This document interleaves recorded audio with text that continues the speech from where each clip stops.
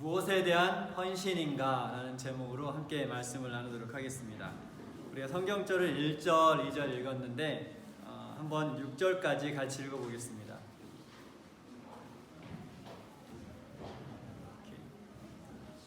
글씨가 좀 작아서 죄송합니다. 제가 한 칸에 한 슬라이드에 다 넣고 싶어서 약간 욕심을 부렸는데요. 한번 같이 읽어보겠습니다. 시작.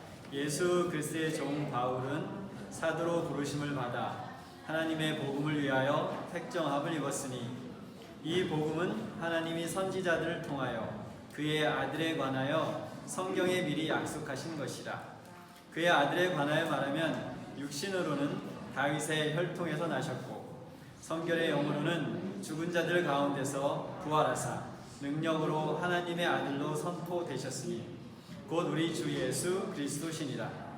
그로 말미암아 우리가 은혜와 사도의 직분을 받아 그의 이름을 위하여 모든 이방인 중에서 믿어 순종하게 하나니 너희도 그들 중에서 예수 그리스도의 것으로 부르심을 받은 자니라. 여러분이 바울을 생각하면 여러 가지를 생각할 수 있을 것 같아요. 그렇죠? 바울에 대해서 여러 가지를 생각할 수 있는데 제가 바울을 하면 머릿속에 떠오르는 것 중에 하나가 끈기, 절대로 포기하지 않는 그 끈기와 지치지 않는 열정, 그것이 제 머릿속에 이렇게 가득 차지는 것 같아요. 여러분 이렇게 무엇을 미치도록 해본 경험이 있나요? 미치도록, 그렇죠? 저는 이제 신앙을 떠나서 한번 생각해 보세요. 내가 뭐 이렇게 미치도록 해본 적이 있는가? 저는 고등학교 때 그 운동을 이렇게 미치도록 해본 적이 있었고, 그리고 27살 때 1년 동안 영어를 미치도록 해본 적이 있었던 것 같아요. 그리고 한번 죽으라고 뭘 해본 것 중에 하나가 제가 몇 번 말씀드렸는데 첫 번째 풀코스 마라톤을 뛰었을 때 수도 없이 포기해야 되겠다는 생각을 하면서도 끝까지 뛰었던 경험이 있어요. 그래서 제가 연습 시간이 부족했고 또 페이스 조절을 잘못해서 35km 지점부터 이게 보통 벽을 만난다고 하거든요. 뛰다가 그 앞에 벽이 있으면 더 이상 못 뛰잖아요. 그렇죠? 근데 35km 지점부터 그 벽을 만났어요. 그러니까 아무리 해도 몸이 앞으로 안 나가는데 거기부터 이제 한 7km 정도를 그 벽을 밀면서 계속 포기할까 뛸까 하면서도 끝까지 뛰었던 그 경험. 그리고 막 다리가 부러질 것 같으면서도 지금 제 이야기를 들으면서 그런 생각이 들 것 같아요. 그 짓을 왜 하지? 그쵸? 근데 그 짓을 하는 사람들이 있어요. 근데 그렇게 끝까지 몸의 한계를 느끼면서 갔던 그 경험들이 사실 첫 번째 풀코스를 뛰고 사람들이 많이 울어요. 나이에 상관없이. 저도 울었어요. 근데 왜 눈물이 나는지 그 이유는 모르겠는데 하여튼 눈물이 났고, 제가 이렇게 훈련시켜서 그 풀코스를 뛰는 사람들도 보면 뛰고 나서 나이에 상관없이 성별에 상관없이 이렇게 울더라고요. 뭔가 그게 있는 것 같아요. 근데 그것이 저한테 줬던 교훈들은 아마 이렇게 평생 제 뼛속에 남아있는 것 같아요. 무슨 일을 하든지 그것이 육체적인 것이든 정신적인 것이든 제가 버티고 나가는데 힘을 줬던 것 같은데, 바울의 이야기를 시작하면서 제 마음속에 이제 드는 바울의 생각은 그거 같아요. 어떤 목표 지점을 향해서 가는데 내가 다리가 부러지든 뭐 피가 철철 흐르든 뭐가 있든 없든 어쨌든 나에게 주어진 그 길을 가기 위해서 혼신을 다하는 그 바울의 모습을 한번 이제 제 자신의 삶에 비춰서 생각해 봤고, 또 그것을 교인들과 함께 나누고 싶어서 이제 사도 바울이 로마에 있는 교회에 편지를 쓸 때 어떤 마음으로 시작을 했는지를 함께 살펴보도록 하겠습니다. 아직 바울은 이 로마에 있는 교인들을 만나보지 못했어요. 정말 마음속에 간절한 마음이 있었고 몇 번 만나려고 시도를 했었지만 그것이 잘 이루어지지 않아서 이제 편지를 먼저 쓰게 되는 거죠. 그래서 아직은 만나보지 못한 로마에 있는 교인들 향해서 편지를 쓰기 시작할 때 여기 보니까 자기를 어떻게 소개합니까? 그리스도의 종. 그래서 원래 이제 그 그리스도인은 자기를 소개할 때 저는 그리스도의 종놈입니다. 종님이라고 가끔 그러잖아요. 종님. 근데 종님이 아니 종놈이죠, 그렇죠?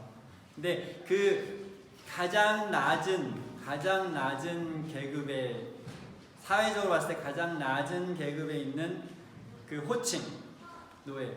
제가 인도에 가서 전도회를 2번 했는데 인도는 아직 그 카스트의 영향이 있어요.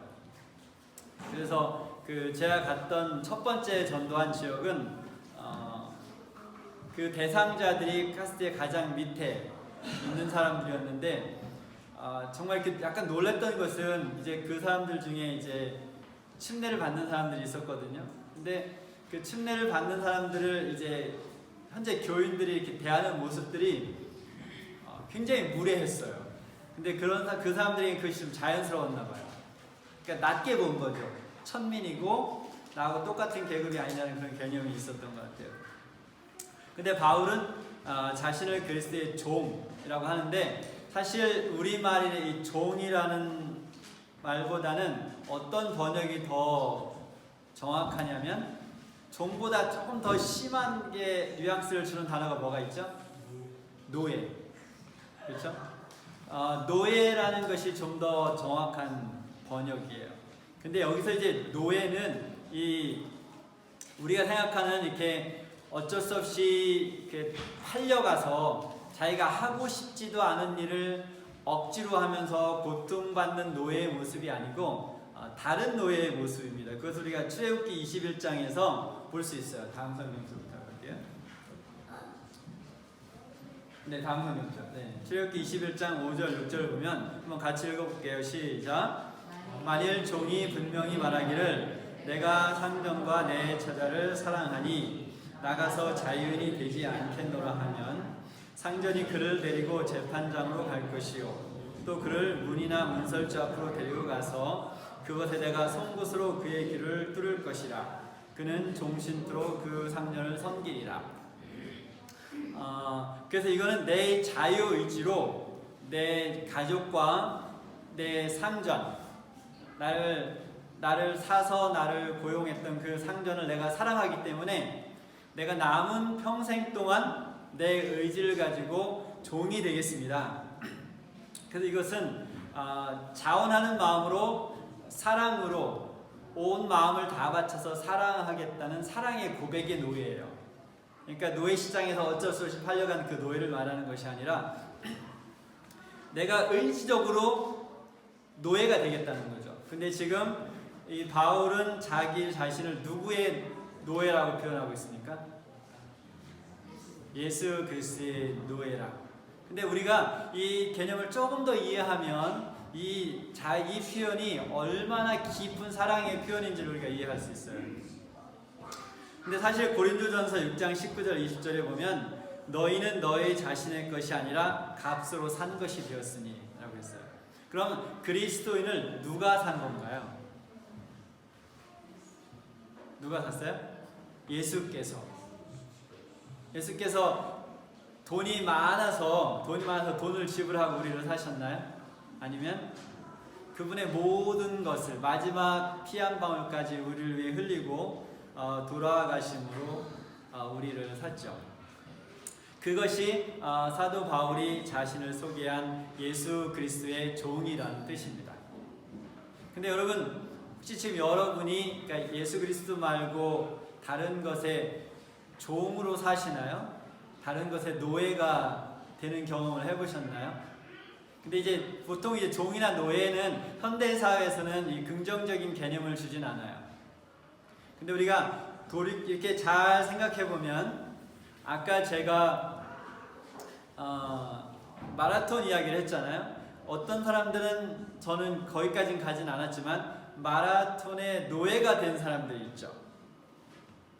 근데 이건 부정적으로 말하는 것이 아니라 그것이 너무 좋고 달리기를 뛸 때 너무 행복해서 그것에 이렇게 푹 빠져서 노예가 되는 사람들은 대체적으로는 일을 왜 하냐면 달리기를 뛰기 위해서 일을 하는 거예요. 그래서 대회도 참여하고 장비도 사고 하기 위해서. 그래서 주체가 일이 아니고 주체는 달리기예요. 그 사람의 삶은. 그런데 먹고 그 달리기를 하기 위해서 다른 일을 하다가, 그래서 달리기 용품 샵을 하는 사람들을 보면 다른 일을 하다가 에이 그러면 뭐 그냥 내가 달리기 용품 팔지 뭐, 그러면서 그렇게 전환하는 사람들이 꽤 많았어요. 제가 이렇게 뭐 운동복이나 이렇게 사러 가서 이야기를 하다 보면 자기는 다른 일을 하다가 달리기를 뛰다 너무 좋아서 그냥 이쪽으로 전환을 했고 결국은 직업도 바꿔서 달리기 용품을 파는 이런 사람들을 우리가 오늘 문맥 속에서 보면 이 A라는 사람은 뭐의 노예가 된 거예요? 달리기의 노예가 됐다라고 오늘 문맥 속에서 보면 사도 바울이 말한 그 문맥 속에서 보면 그런 거죠. 근데 제가 달리기를 한 가지 예를 들었지만 사람마다 그것이 있죠.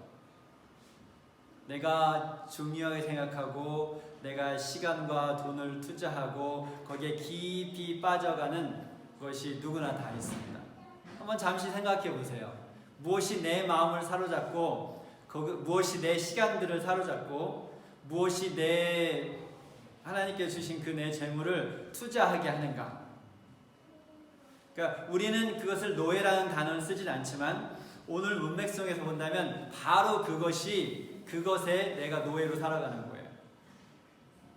사람마다 다르겠죠. 나이에 따라 다를 수 있고, 그러나 무엇이 내 마음을 사로잡고 내가 무엇의 종이 돼서 나의 시간과 정력과 나의 모든 에너지를 그것에 쏟고 있는가, 그것을 생각해 보는 것은 오늘 우리가 말한 바울이 말한 그리스도의 예수의 종이라는 것이 무엇인지 알 수 있게 해줍니다. 근데 바울은 무엇의 종이 되겠다고 했습니까? 다시 전 슬라이드를 한번 가봐요. 전에 걸로. 예. 보면 예수 그리스도의 종 바울은 사도로 부르심을 받아 하나님의 복음을 위하여 택정함을 입었나니 라고 했습니다. 근데 종이면은 직무가 있을 거 아니에요, 그렇죠? 종이면 할 일이 있잖아요. 근데 여기에는 사도 바울은 예수의 종인데 무슨 일을 하는 종으로 택정을 받은 거예요? 네, 복음을 전파하는 종으로 택함을 받은 거죠. 그래서 사도 바울이 그러니까 달리기에 미쳐서 시간을 보낸 것도 아니고 언어를 공부하기 위해 시간을 보낸 것도 아니고, 그러니까 잘 먹고 잘 살기 위해서 열심히 돈을 벌면서 그것에 종이 된 것도 아니고, 그리스도의 종이 됐다고 했을 때는 그 분명한 목적이 있었어요. 그게 뭐였어요? 복음을 전하는 것에 종이 됐다고 했습니다. 이것은 다른 것을 위해서 모든 것에 종이 되는 것이 아니라 무엇에 종이 되는 거예요? 복음을 전하는 것에 종이 된 것입니다. 이것을 보통 일반적인 사회적인 말로서 충성이라고 하죠. 그렇죠? 충성이라고 하죠. 그리고 사도 바울이 그것을 위해 자기의 목숨을 두려워하지 않고 복음을 전한 것은 자기의 부르심을 어떻게 한 거예요? 거룩하게 한 거예요.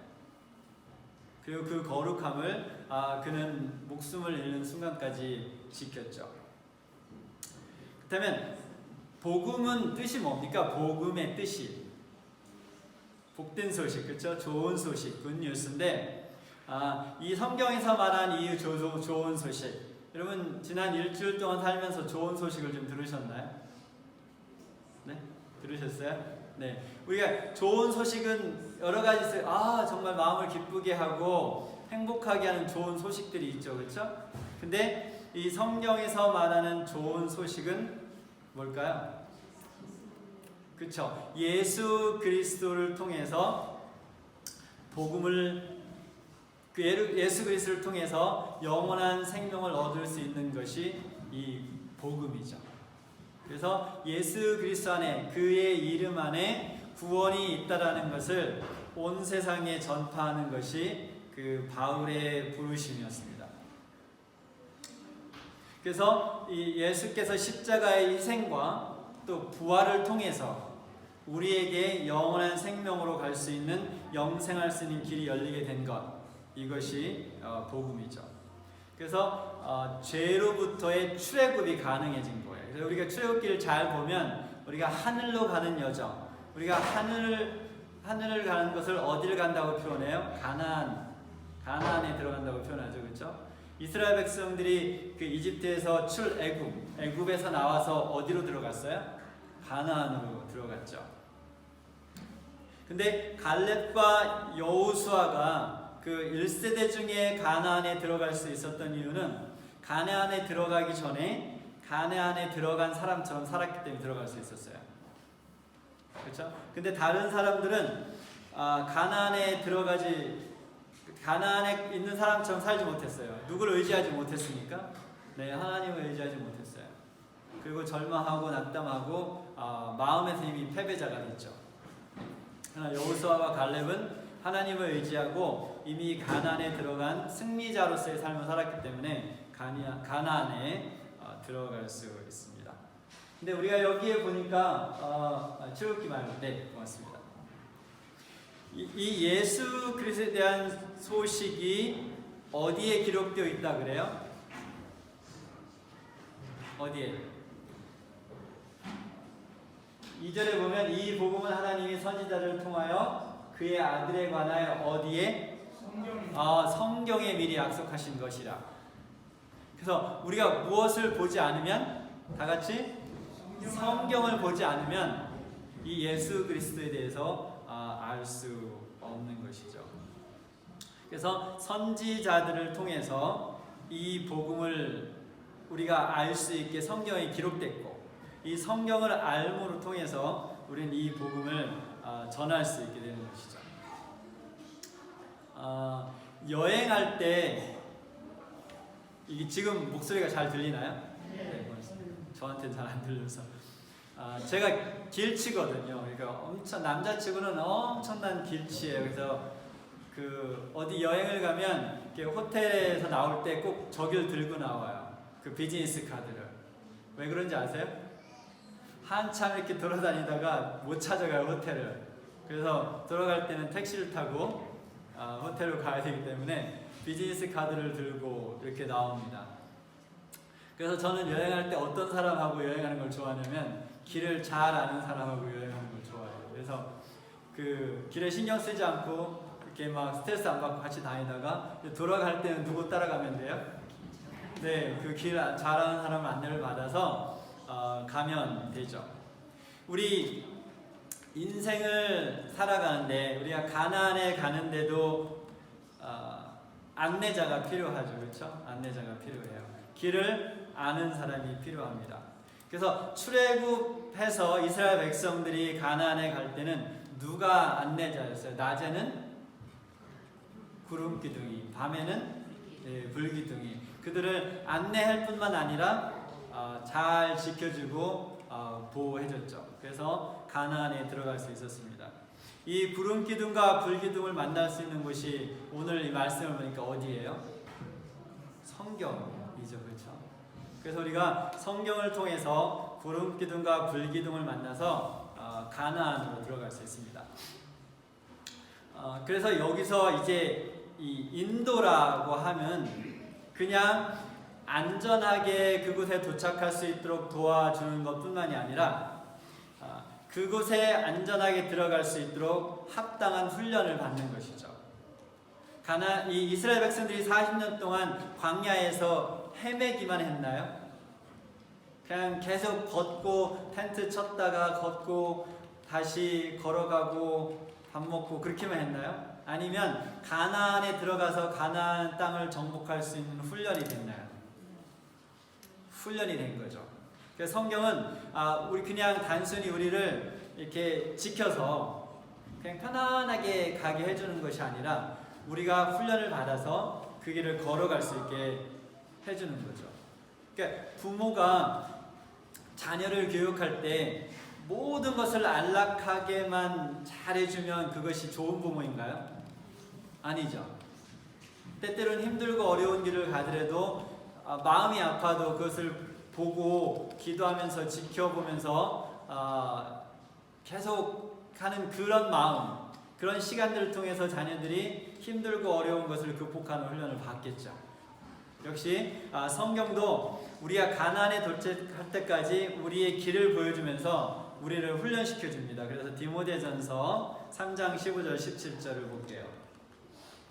같이 읽어보겠습니다. 시작. 또 어려서부터 성경을 알았나니 성경은 능히 너로 하여금 그리스도 예수 안에 믿음으로 말미암아 구원에 이르는 지혜가 있게 하느니라. 모든 성경은 하나님의 감동으로 된 것으로 교훈과 책망과 바르게 함과 의로 교육하기에 유익하니 이는 하나님의 사람으로 온전하게 하며 모든 선한 일을 행할 능력을 갖추게 하려 함이라. 이 말을 우리가 조금 이렇게 비껴나서 보면 성경을 알지 못하고 성경을 훈련을 받지 않으면 무엇을 할 수 없어요? 네, 온전하게 모든 선한 일을 행할 능력을 갖출 수 없게 되는 것이죠. 로마서 다시 죄송합니다. 자꾸 왔다 갔다 해서 로마서 1장 3절 4절 다시 한번 보겠습니다. 그의 아들의 시작. 그의 아들에 관하여 말하면 육신으로는 다윗의 혈통에서 나셨고 성결의 영으로는 죽은 자들 가운데서 부활하사 능력으로 하나님의 아들로 선포되셨으니 곧 우리 주 예수 그리스도시니라. 예수께서는 이 종의 모습을 실천하고 사셨어요. 그래서 로마서 1장 3절 4절은 복음을 굉장히 축약해서 간략하게 설명하고 있습니다. 그렇죠? 복음이라고 하고 그의 아들에 관하여 말하면 하고 그것을 설명을 했어요. 그런데 이 예수께서 어떻게 사셨는지를 또 정확하게 서머리를 해놓은 게 있습니다. 빌립보서 2장 5절부터 8절입니다. 시작. 너희 안에 이 마음을 품으라. 곧 그리스도 예수의 마음이니 그는 근본 하나님의 본체시나 하나님과 동등됨을 취할 것을 여기지 아니하시고 오히려 자기를 비워 종의 형체를 가지사 사람들과 같이 되셨고 사람의 모양으로 나타나사 자기를 낮추시고 죽기까지 복종하셨으니 그 십자가에 죽으심이라. 그래서 이 사도 바울이 그리스도의 종이라고 했는데 예수께서는 인자 사람의 아들로 오셨을 때 누구의 종이 됐습니까? 아버지 하나님의 종의 모습으로 사셨어요. 죽기까지 복종하면서 그 사명을 이루셨죠. 근데 여기서 우리가 또 한 가지 아까도 말씀드렸지만 이 죽기까지 목숨을 바쳐 일한 것이 뭡니까? 우리를 죄에서 구원하는 그 부르심에 합당한 희생이었어요. 그렇죠? 부르심에 합당한 희생. 다시 로마서 가보겠습니다. 1장 5절 6절 한번 다시 읽어보겠습니다. 시작. 그로 말미암아 우리가 은혜와 사도의 직분을 받아 그의 이름을 위하여 모든 이방인 중에서 믿어 순종하게 하나니 너희도 그들 중에서 예수 그리스도의 것으로 부르심을 받은 자니라. 5절을 제가 이렇게 약간 풀어서 다시 읽어보겠습니다. 5절을 스크린을 보면서 제가 풀어서 하는 말씀을 한번 잘 들어보세요. 이방인들이 그리스도를 믿고 순종하게 하기 위해 우리는 복음 전파의 부르심을 받았습니다. 이것은 하나님의 은혜입니다. 그리고 너희도 그들 중에서 예수 그리스도의 부르심을 받은 자니라. 여기서 이제 사도의 직분이라고 했는데 이 사도라는 뜻은 뭐냐면 보내심을 받은 자라는 뜻입니다. 보내심을 받은 자. 예수님께서 제자들을 훈련시키고 어떻게 했어요? 보냈어요. 근데 왜 보냈습니까? 가서 새로운 기술을 배워가지고 그 직업 훈련하라고 보냈나요? 아니면 가서 축구 배우라고 보냈나요? 아니면 악기 배우라고 보냈나요? 왜 보냈어요? 네, 복음 전파를 위해 보냈습니다. 그것을 위해 부르심을 받았고, 그래서 일단 이 성경에 말해서 사도라는 것은 보통 이제 12 제자를 언급을 하고, 그래서 가룟 유다가 죽은 후에 사도행전 1장에 보면 마띠아를 새로 제비 뽑아서 12제자에 앉히죠. 그리고 사도 바울은 이제 본인 스스로 이야기할 때 몇 번 자기를 사도라는 단어를 써 설명을 하고, 근데 이제 우리 그 외의 모든 그리스도인들은 우리가 사도라는 단어는 쓰진 않아요. 그래서 목회자고 장로고 집사고, 사실은 근데 우리가 그런 호칭은 쓰지만 우리 신약의 교인들은 만인이 다 뭐예요? 만인이 다 제사장이죠. 그래서 이것이 교회에 있는 어떤 직분의 그 구별은 일을 질서적으로 하기 위한 것이지, 그것이 어떤 직분의 높고 낮음이 있는 것이 아니에요. 평신도가 있고 집사가 있고 장로가 있고 목사가 있고 그것이 아니고, 뭐 합회장이 있고 대청회장이 있는 것이 아니라, 우리는 다 누구의 뭡니까? 그리스도의 종이에요. 그리고 이 종은 그러니까 종으로 부르심을 받았는데 무엇을 위한 부르심을 받은 거예요? 복음 전파를 위한 부르심을 받은 것이죠. 그것이 그리스도인의 정의입니다. 그래서 여러분이 지금 어떤 일을 하든, 그렇죠? 여러분이 직업이 다 다르죠, 그렇죠? 저는 그 목사라는 타이틀을 갖고 있고, 여러분은 각기 다른 사업 현장에서 일을 하고 있지만, 우리가 그러니까 하나님의 은혜로 구원을 받은 자라면 우리의 본질적인 일은 뭔가요? 본질적인 일은 예수 그리스도의 종으로 복음을 전하는 것이 우리의 첫 번째 잡 디스크리션입니다. 맞습니까? 네. 그러니까 여러분이 무엇을 하고 있든 그것은 수단이지, 그것이 내 삶의 본이 아니라는 거죠. 주체가 아니라는 거죠. 모든 그리스도인의 그 삶의 주체는 뭔가요? 네, 복음을 전파하는 것이죠. 근데 하나님께서 타락하지 않은 천사들을 통해서 이 복음을 전했다면 더 쉬웠을까요? 더 쉬웠을 수도 있을 것 같아요. 그렇죠? 그런데 왜 그런 타락한 우리를 선택해서, 우리를 통해서 이 거룩한 복음이 전달되게 했을까요? 근데 이것을 우리가 하나님의 은혜라고, 그래서 사도 바울이 이야기할 때 그 부르심을 받았다 했을 때 무슨 얘기를 했습니까? 5절 직분을 받아 능력으로 하나님의 선포되 우리 주 예수 그리스도 이는 5절에 보면 그로 말미암아 우리가 은혜와 사도의 직분을 받아. 그래서 우리가 천사가 아닌 타락하지 않은 천사가 아닌 우리를 대표자로, 우리를 하나님의 일을 하는 대표자로 선택하신 것을 지금 바울은 뭐라고 표현했어요? 하나님의 은혜라. 그런데 이것이 은혜라고 생각해야 은혜죠.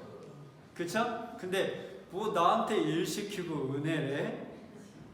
이렇게 해버리면 은혜가 아니에요. 그쵸?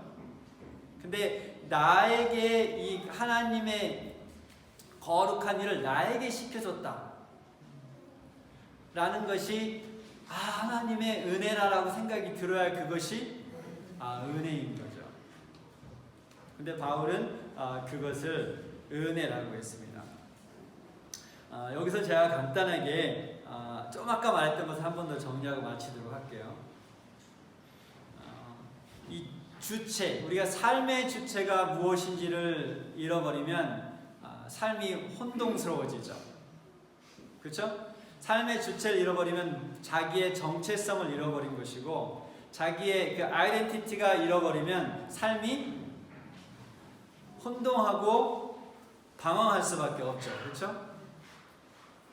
그래서 아까 그리스도인의 주체는 뭐라고 했어요? 우리의 정체성은 복음을, 그리스도의 종으로서 부름을 받아 복음을 전하는 것이 우리의 정체성인데, 때때로 보면 우리가 신앙을 하는 그 모습들이 내가 삶의 주체가 되고 우리가 좀 쉽게 말하면 우리가 내 삶의 주체가 되고 내가 무릎 꿇고 기도하는 이유는 하나님께서 내 삶의 주체가 된 내 사업이나 내 직업이나 내 가족이나 그런 것들을 하나님께서 잘 되게 도와달라고 하는 것이 신앙인 경우가 많죠. 제 말이 이해가 됐나요? 그쵸? 근데 그게 주체인 거예요. 내 삶이 주체예요. 내 일이 주체고 내 가족이 주체고 또 그 주체를 잘 이루기 위해서 신앙을 하는 것은 성경에 나와 있는 신앙의 모습이 아니에요. 그러면 내 삶을 이끄는 원동력은 어디에 있습니까? 네, 그리스도의 종으로 부름을 받아 복음을 전파하는 것이 내 삶의 원동력이 되는 것이죠. 근데 그것을 이루는데 저 같은 경우는 이 목사라는 직책을 통해서 그것을 이루고 어떤 사람들은 A라는 직장에서, 어떤 사람은 B라는 직장에서, 어떤 사람은 가정에서 이웃에게 그 내가 있는 현장이 사실은 그러면 뭡니까? 거기가 미션 필드인 거죠. 그것이 내 사업의 주체가 아니고 거기가 어디예요? 거기가 미션 필드인 거죠. 하나님이 나를 그곳에 왜 보내신 거예요? 그곳에서 그리스도의 복음을 전파하라고 지금 현재 여러분이 있는 곳에 하나님께서 여러분을 두신 겁니다. 우연이 아니고 여러분의 선택이 아니고 여러분이 하나님의 인도하심을 받아 지금 이 자리에 있다면 여러분이 교회 밖에 일주일 동안 있는 그곳은 하나님의 종으로 부름을 받아 영원한 복음을 그곳에 전파하기 위해 그곳에 보내심을 받았다고 믿고 그것이 하나님의 은혜라고 믿고 살아갈 때 우리의 마음속에 안정이 있고 평화가 있고 삶의 진정한 의미를 찾을 수 있습니다.